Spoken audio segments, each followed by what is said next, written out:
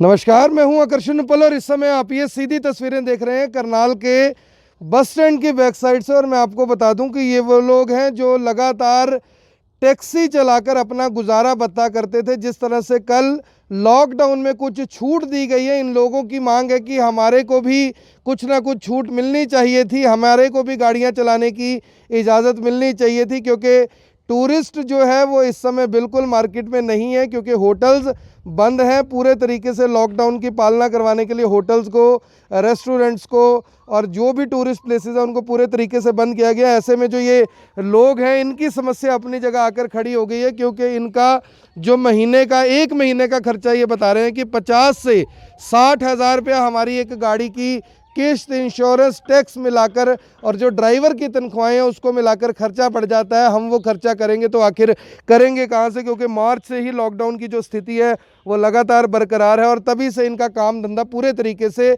चौपट हो गया। सरकार से ये लोग कुछ मांग करना चाहते हैं। जी विपिन जी, क्या दिक्कत, समस्या, परेशानी आ रही है? क्यों आप लोग बार बार मीडिया को फ़ोन कर रहे हैं कि हमारी बात सरकार तक पहुँचाई जाए? नमस्कार, पहले तो माननीय मुख्यमंत्री जी आपके सामने नमस्कार, कटघरी जी, हमारे वित्त साहब।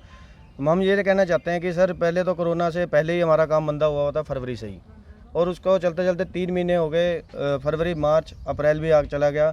हमारे 3 महीने की छूट दी किस्तों की, वो हमारी गाड़ी की 30-30 हज़ार रुपये किस्त है, उसके 90 हज़ार रुपये हमारी किस्तें बनती है 3 महीने की। और उसके ऊपर बैंक वाले कह रहे हैं कि 20 से 24 हज़ार रुपये हम आपका ब्याज लगाएंगे। क्यों लगाएंगे वो ब्याज? लोन एक्सटेंड करने के लिए, जो एक्सटेंशन सरकार ने दी है उसके लिए अलग से ब्याज मांग रहे हैं वो हमारे से। और दूसरी बात यह है कि हमारे जो ड्राइवर भाई हैं ये भी बहुत परेशान है, क्योंकि हमारी गाड़ियाँ नहीं चलेंगी तो हम सैलरी कहाँ से देंगे। फिर भी हमारे से जितना हो पाता है हम करते हैं। अब ड्राइवर लोग भी कहते हैं कि भाजी आप कहाँ से करोगे इतना कुछ, लेकिन फिर भी करना पड़ता है, क्योंकि अब सरकार ने आदेश भी दिए हुए हैं कि हम अपने एम्प्लॉय को हटा भी नहीं सकते। और दूसरी बात यह है कि हमारे टैक्स, हमारा एक गाड़ी, हमारे पास 4 गाड़ियाँ, जैसे हमारी एक गाड़ी का टैक्स जो है 6,000 रुपये पर क्वार्टर भरते हैं हम, 12 सीटर का। और साल का देखा जाए तो 6 चौक 24 हज़ार रुपये हमारा वो साल का वो पड़ता है। वो भी हमारे मार्च में ख़त्म हो चुके हैं। अब उसके लिए भी हमारे पास मैसेज आ रहा है कि टैक्स भरे जाएं, लेकिन हमारे लिए कोई छूट तो नहीं है ना। और दूसरी बात, जो गाड़ियाँ, जो प्राइवेट गाड़ियाँ वो चल रही हैं परमिशन ले लेके, हमारी गाड़ियाँ 12 सीटर गाड़ियाँ हैं हमारे पास। इनके अंदर हम 6 से 7 आदमी बिठाए तो सोशल डिस्टेंसिंग हम गाड़ियाँ चला सकते हैं, हमें भी परमिशन दी जाए। जब प्राइवेट वाले गाड़ियाँ चला रहे हैं, इनोवा चल रही है, प्राइवेट गाड़ियाँ बिना टैक्सी नंबर के गाड़ियाँ चल रही है, तो हमारे तो फिर भी परमिट है, हम टैक्स भी भरते हैं गाड़ियों के। हमारी भी मांगे पूरी की जाए कुछ। और बीमे 42 हज़ार रुपये का बीमा हमारा साल का एक गाड़ी का, वो भी टूट रहे हैं। वो भी अब प्रेशर आ रहा है कि बीमे भी भरो। हम अब सरकार को ये कहना चाहते हैं कि हमारे बीमों को भी बढ़ाया जाए, हमारी जो किस्तें हैं उनको 6-6 महीने आगे किया जाए और ब्याज के बिना आगे किया जाए। जो हमारे टैक्स हैं उनको भी हमारे को टाइम दिया जाए, ग्रेस पीरियड कुछ तो मिलना चाहिए हमें। कोरोना से मरे ना मरे, इससे जरूर मर जाएंगे हम भूखमरी से, क्योंकि जब गाड़ियाँ नहीं चलेंगे, टूरिस्ट वैसे बंद हो गया। किसी को छोड़ के आना है, किसी को लेके आना है, 6-6, 7-7 सवारी कहीं फंसी हुई है, हमारे को पास दिया जाए, हम लेके आएंगे, पूरी कंफर्टेबिलिटी से लेके आएंगे, सैनिटाइज करके गाड़ी को, सोशल डिस्टेंसिंग मिला के और अपने मास्क वगैरह पहना के। हमारे को भी परमिशन दी जाए। सरकार से मैं रिक्वेस्ट करना चाहूँगा कि हमारी भी मांगे पूरी की जाए। तो कोई और भी स्टेट है जिसने कुछ ऐसा राहत दी हो किसी ड्राइवरों को? दिल्ली सरकार ने, जो हमारे जो टैक्सी चलाते हैं कमर्शियल लाइसेंस वाले, दिल्ली सरकार ने उनको 5-5 हज़ार रुपये हेल्प करी है। हम भी चाहते हैं कि हरियाणा सरकार भी कुछ ऐसा करे कि हमारे ड्राइवर भाइयों को, जिन पे कमर्शियल लाइसेंस हैं, जो टैक्सियाँ चलाते हैं, उनको भी कुछ आर्थिक मदद मिल जाए। यही मांग है आपकी? हाँ जी, यही मांग है। तो आपने सुना कि किस तरीके से जो ये लोग हैं 60-60, 70-70 हज़ार रुपया एक एक गाड़ी का जो खर्चा है वो इनका है। बता रहे हैं कि 1250 रुपया तो खड़ी गाड़ी का हमें खर्च देना ही पड़ता है। जी सर, क्या बताना चाहेंगे? सर, पहले तो मैं आपके माध्यम से मुख्यमंत्री जी और करनाल के डीसी और एसपी साहब को बहुत बहुत आभार व्यक्त करता हूं कि उन्होंने अपना कोरोना वायरस की लड़ाई में बहुत अच्छा योगदान दिया है। दूसरा, मैं प्रशासन का अपनी तरफ से ये ध्यान दिलाना चाहता हूं कि हमारी गाड़ियां खड़ी हैं, इनका टैक्स है मोटा, इनकी इंश्योरेंस है, इंश्योरेंस भी है बहुत मोटी रकम है, 4-4 हज़ार रुपये मिनिमम इनका इंश्योरेंस होता है। दूसरा, इनकी किस्तें हैं, फिर ड्राइवरों के खर्चे भी हैं। सारी चीज़ों को मिला के हमें भी इजाज़त दी जाए कि हमारी गाड़ी अगर 12 सीटर पास है तो हमें 6-7 की हम डिस्टेंसिंग के साथ अपनी सवारियों को बिठा सकते हैं, सैनिटाइज वगैरह कर सकते हैं, मास्क लगा सकते हैं। हम ये नहीं कहते कि हम नॉर्मली रेट, जो हम ये नहीं कहेंगे कि फंसे हुए आदमी हैं उनसे ज़्यादा रेट लेंगे, हम नॉर्मल रेट के ऊपर हम भी उनको छोड़ के आ सकते हैं। हमें इतनी इजाज़त दी जाए कि हमें भी कुछ चलाने का मौका मिले गाड़ियों को, ताकि हमारे परिवार का भी और ड्राइवरों का भी, दोनों का गुजारा अच्छी तरह से हो सके। दूसरा, हम कहेंगे जो हमारा इंश्योरेंस है, जैसे कि हमारी 3 महीने से गाड़ी खड़ी है, हमें ये 3-4 महीने, अब 2 महीने और मिनिमम लग जाते हैं। तो हमें ये इंश्योरेंस की भी छूट दी जाए और जो हमारा टैक्स खत्म हो रहा है हमें उस टैक्स की भी छूट दी जाए। हम सिर्फ ये सब करेंगे, बाकी कोरोना वायरस के योद्धाओं को सैल्यूट दिल से। और ये जो आप बात कह रहे हैं, क्या मूवमेंट पास की डिमांड कर रहे हैं? आपकी मूवमेंट पास हमें आने जाने के लिए दिया जी जाए? जी, हमें भी ऐसा पास दिया जाए जिसकी वजह से हम 6-7 सवारियों को भी आराम से ले जाएं। आप अगर हम कहते हैं तो हम आपको गाड़ी खोल के दिखाते हैं। हमारी गाड़ी में सोशल डिस्टेंसिंग से बहुत अच्छी तरीके से बैठा जा सकता है। इसमें करीबन 8-9 जने ऐसे बैठ सकते हैं जो सोशल डिस्टेंसिंग से, जितना आप डिस्टेंस कहते हैं उतने डिस्टेंस में यहाँ आराम से बैठ सकते हैं। कोई दिक्कत नहीं आएगी? कोई दिक्कत नहीं आएगी सर। तो आपने देखा कि किस तरह से जो ये लोग हैं इनकी अपनी दिक्कत परेशानी है, परिवार भी चलाना है, ड्राइवरों का खर्च भी है, सरकार का टैक्स भी है। और सरकार क्योंकि अब टैक्स ऑनलाइन लेती है, अगर वो टैक्स बीच में टूट जाता है तो रोज़ाना के हिसाब से उस पर जुर्माना भी वसूला जाता है। जी क्या बताना चाहेंगे? जो जुर्माना लगता है, अब इंश्योरेंस टूट गया उसका भी जुर्माना लगेगा, टैक्स टूट गया उसका भी जुर्माना लगेगा, किस्त टूट गई उसका भी जुर्माना, एक किस्म से जो ब्याज ज़्यादा देना है, तो कैसे इस हिसाब से तो जो व्यापारी वर्ग है या जो लोग टैक्सी चलाते हैं, ट्रांसपोर्टर है, उसकी तो कमर टूट जाएगी। बिल्कुल टूट गई है जी कमर, क्या करे जी।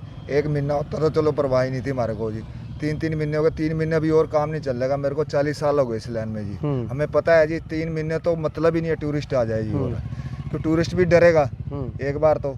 अब ये है जी हमारी सरकार से यही अनुरोध है, जो टैक्स है इसके, जो इंश्योरेंस है, जो किस्तें हैं, ये 6-6 महीने की जरूर करिए। सब टैक्सी वाले परेशान हो रहे हैं जी इस टाइम। यानी आप मांग कुछ नहीं रहे, सिर्फ ये कह रहे हैं कि एक्सटेंड कर दिया जाए। एक्सटेंड कर दिया जाए। और जो ड्राइवरों को जो हेल्प करी है केजरीवाल साहब ने, हमने तो दी है जी। उनका बेचारे का इतने में गुजारा नहीं होता, गाड़ी चलती है उनको मिल जाता है सारा कुछ जी। अब ये बेचारे सोचते हैं भी हमारे को कुछ मिले, तभी हम सरकार से रिक्वेस्ट कर रहे हैं भी कुछ हेल्प आप करो, कुछ हेल्प हम कर देंगे इनकी जी। अब बस यही रिक्वेस्ट है, बाकी सबको नमस्कार जी। यही हमारी हेल्प है जी, बस और कोई। तो आपने देखा कि जो ये ट्रांसपोर्टर हैं अपनी गाड़ियां चलाते हैं, इस उम्मीद में गाड़ियां ली गई। किसी के पास 3 गाड़ियां, किसी के पास 4 गाड़ियां। जो मैं आपको खर्च बता रहा हूँ वो एक गाड़ी का 50-50, 60-60 हज़ार रुपये इनका महीने का खर्चा। और एक जो व्यक्ति है उसने, किसी ने 2 गाड़ियां डाली हुई, किसी ने 3 गाड़ियां डाली हुई, क्योंकि किसी समय में जो टूरिस्ट आता था, काफ़ी बड़ी संख्या में आता था, जो टूरिज़्म था वो कारोबार फल फूल रहा था। लेकिन पिछले कुछ समय से जिस तरह से टूरिज़्म के ऊपर एक किस्म का ग्रहण लग गया है, जो ये गाड़ियाँ चलाते थे इनके खर्चे, तभी ये बता रहे हैं कि हमारे पूरे लगभग रहते थे, कई बार घाटा भी हो जाता था, लेकिन हम किसी तरीके से उसे चला लेते थे। लेकिन इस समय दिक्कत इतनी ज़्यादा हो चुकी है। आप ये, मैं एक बार लक्ष्य से कहूँगा, एक बार गाड़ी दिखा दें, गाड़ियाँ देख लीजिए। इन गाड़ियों को मेंटेन करने का भी अपना एक खर्च होता है। बाकायदा येलो नंबर प्लेट है, क्योंकि ये ऑथराइज्ड गाड़ियाँ हैं, टैक्स देकर ही इन गाड़ियों को चलाया जाता है। और आप देख सकते हैं कि तमाम जो भी नॉर्म्स ट्रांसपोर्ट डिपार्टमेंट के हैं, हरियाणा ट्रांसपोर्ट के हैं, वो पूरे तरीके से पूरे किए जाते हैं। कितने सीटर गाड़ी है ये? 12 सीटर ये गाड़ी है। और कहा जा रहा है कि हम तो 6 लोग भी ले जाने के लिए तैयार हैं कि कम से कम हमें कुछ राहत तो मिल ही जाएगी। लेकिन फिलहाल सरकार की ओर से शायद इस तरफ गौर नहीं किया गया। अगर ये खबर मुख्यमंत्री मनोहर लाल खट्टर या जो परिवहन मंत्री हैं हमारे देश के नितिन गडकरी, उन तक पहुंचती है, या प्रधानमंत्री तक भी कोई एक बार फॉरवर्ड करके शेयर कर इस खबर को पहुंचा देता है, तो मुझे पूरी उम्मीद है कि इनके लिए भी ज़रूर सोचा जाएगा। जिस तरह से लगातार जो डॉक्टर्स हैं, जिस तरह से लगातार पुलिस वाले हैं, जिस तरह से लगातार गरीब आदमी की जो मांग है वो पूरी की जा रही है, उसी हिसाब से मुझे लगता है कि इन लोगों की मांग भी सुननी चाहिए। जी क्या आप बताना चाहेंगे? ऐसा है जी, मैं ड्राइवर हूँ। अभी लॉकडाउन के चलते जो मुसीबतें हैं वो सबके साथ है और मैं भी उसमें शामिल हूँ। तो कुछ समय से गाड़ी घर में खड़ी तो मालिक ने मुझे जवाब दे दिया, नौकरी चली गई। नौकरी के चलते जो पिछला बैलेंस रुका हुआ था मालिक के पास 3 महीने का, मेरा अप्रैल की तनख्वाह बनती थी, उससे भी जवाब दे दिया मालिक ने, मैं तनख्वाह नहीं दूंगा। अप्रैल से पहले 3 महीने थे? अप्रैल से पहले 2 महीने था। टोटल 3 महीने की जो सैलरी बनती है वो मालिक ने नहीं दी। उस समय कुल मिला के उसने 1000 रुपये और 1500 रुपये एक बार डाले और 1000 रुपये एक बार डाले। जब मांगी तो उससे हर बार फ़ोन किया उसको, तो वो जवाब देता है कि मेरे पास पैसे नहीं है। जबकि वो सीजन लगा के आया, महाराष्ट्र से गया हुआ था, कमा के लाया, ऐसी बात नहीं। हम थोड़ा बहुत सहारा लगा देता हमें, हम उस चीज़ से नहीं मानते। पर आज वो जवाब देता है। इस मुसीबत में हम क्या करें, किसके पास जाए? मालिक से ही रिक्वेस्ट कर सकते हैं, भाई हमें कुछ डाल, हमारा घर चले। किराए का मेरा मकान है, बच्चे स्कूलों में एडमिशन भी खुलेंगे सर, किराया इकट्ठा होगा, किराया भी देना पड़ेगा, दूध का बिल, मेरा सब कुछ किराया, मतलब सारा ही मोल का है, कोई अपना नहीं है। और जिसमें अब मालिक ने जवाब देता है उसके लिए मेरे सरकार से दरख्वास्त है, मेरे लिए कुछ किया जाए। क्या मांग करते हैं आप? मांग ये कि सर, जो आपको पता ही है अभी क्या कर सकता है गरीब आदमी, क्या करेगा जिसका डेली कमाने का। मेरे लिए कुछ ना कुछ जो भी हेल्प हो सके वो कर सके, सरकार से यही विनती है मेरी। तो अब फिलहाल घर कैसे चल रहा है? बच्चों बस को सर, खाना भी चाहिए, सब अभी कुछ चाहिए। जैसे अभी पीछे पढ़ाएंगे कैसे बच्चों को? दिक्कत बच्चों को रहेगी। पढ़ाने के लिए तो सर वही कहना, कहीं ना कहीं तो जॉब करनी पड़ेगी।